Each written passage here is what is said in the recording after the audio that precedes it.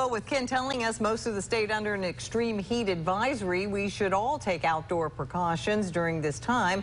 But there are plenty of workers who have to spend time outdoors.